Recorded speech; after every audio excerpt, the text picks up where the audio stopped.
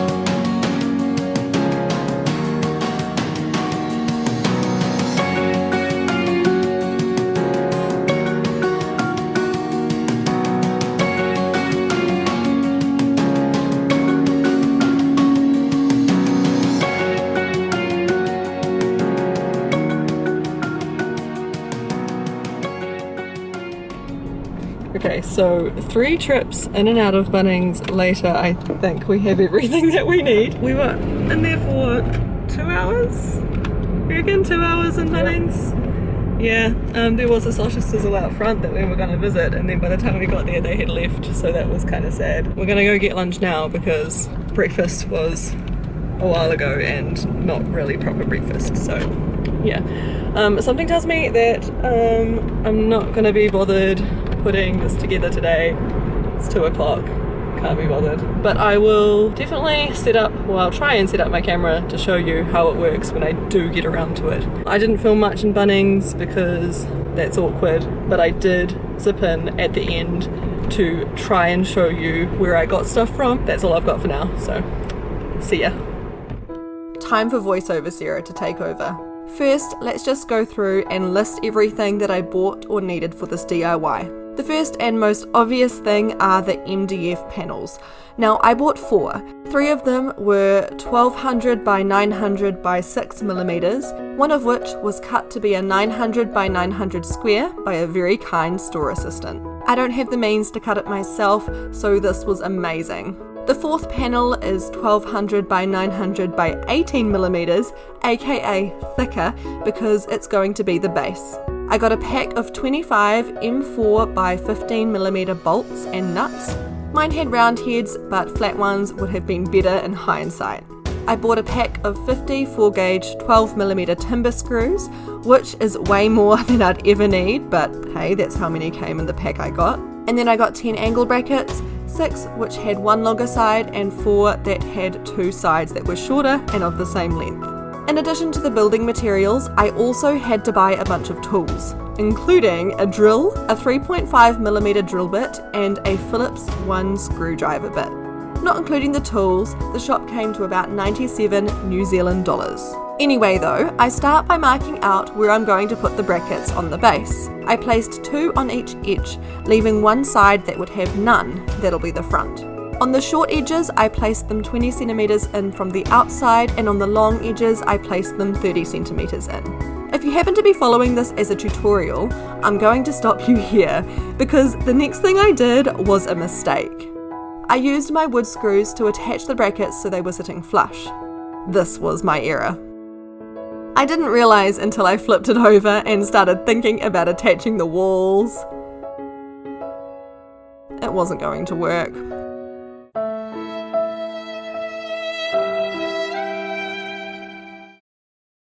Time to rewind.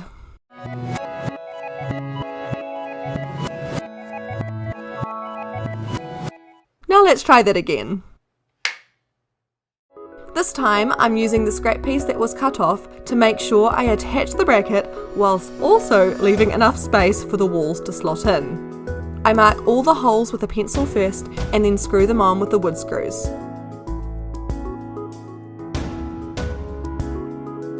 My chair ended up being the perfect height to prop up the scrap piece of wood, making it a lot easier to use the drill at the same time.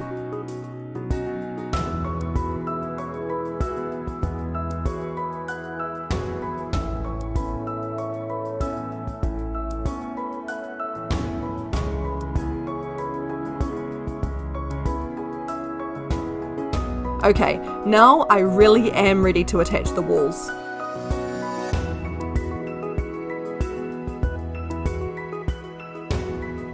The first wall was the hardest to slot in for some reason. I mustn't have left quite enough space with the bracket.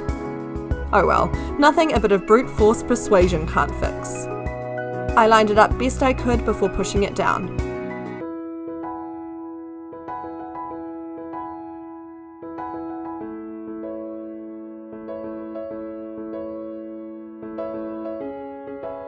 I used my tiny drawers to support the wall. That way it can stand on its own without me having to hold it in place. You can't really see what I'm doing here, but I'm drilling holes in the MDF through the holes in the brackets from the back. Then I switch my drill to the screwdriver bit and screw bolts in the holes from the inside. Once they're fully through, I wind on the nut at the back by hand. I needed Sam to help me move it to the floor so I could do the other walls. The other side slotted in perfectly. I was honestly surprised.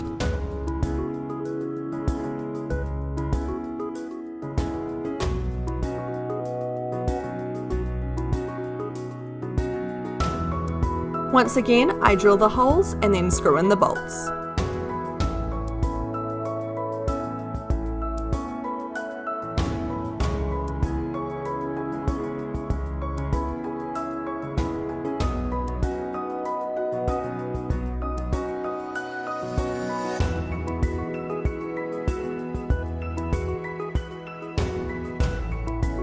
Finally, the back wall.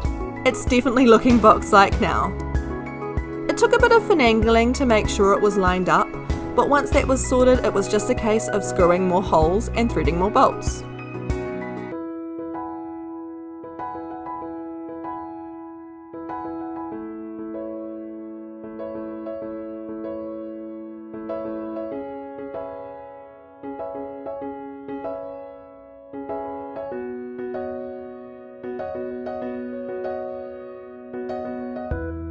Everything is now officially attached to the base. The final step is to secure the walls to each other with the smaller angle brackets. I bought enough for 2 at each join. I put one very close to the top, I think something like 5 centimeters down, and the other closer to the middle. The angle brackets I got for this were borderline too small, but it still worked. It just meant I had to screw in the bolts by hand with a manual screwdriver, since they were too close to the corner for my drill to get in there. And that's the last of the camera footage, but hopefully you get the idea. Okay, I am back. I did it, guys. I have managed to finally get this box put together, and I have put a bunch of my furniture in there so it's looking a bit more like a room. I have plonked B in there too, so you can hopefully get kind of an idea of how big it is if it wasn't already obvious from seeing me in it and around it when I was working on it. Yeah, it's pretty sturdy. I'm pretty impressed. It definitely needs painted walls and some proper flooring or whatever because it's very, very plain at the moment. I think I'm going to have to save that for another video. Yeah, I'm really proud of myself. Fun fact, this is officially stuck in this room because it's too big to get through the doorway. I didn't actually think of that when I was working on it. It wasn't until Sam came in and made a comment that it's not getting back through the door that I realized this is never going to leave this room. But then I did make it so that I would be able to dismantle it if it came to that. So I do have options, but I definitely don't want to have to take it apart anytime soon. If you have any questions about how I did this, do ask in the comments down below and I'll do my best to help you out. I did make a couple of mistakes along the way. It was a learning process, but all in all, it wasn't as bad as it could have been. I definitely think it could be done differently. Having this many screws and brackets and things in there is possibly overkill, but it does the job and I wanted to make sure it was really sturdy and that I wouldn't have to worry about it breaking or redoing it too soon. Before I go, I want to say another huge thank you to KarenBJD for all of your help. If it weren't for your help, this would have been a lot more difficult and I would not have known where to start. If you enjoyed this video, please consider giving it a thumbs up and do leave a comment down below if you have any questions about how I did this. If you're not already subscribed, I would love it if you joined me here. I upload a new video every weekend on Sundays. Thank you so much for watching. It has been Lavily and I'll catch you in another video sometime soon.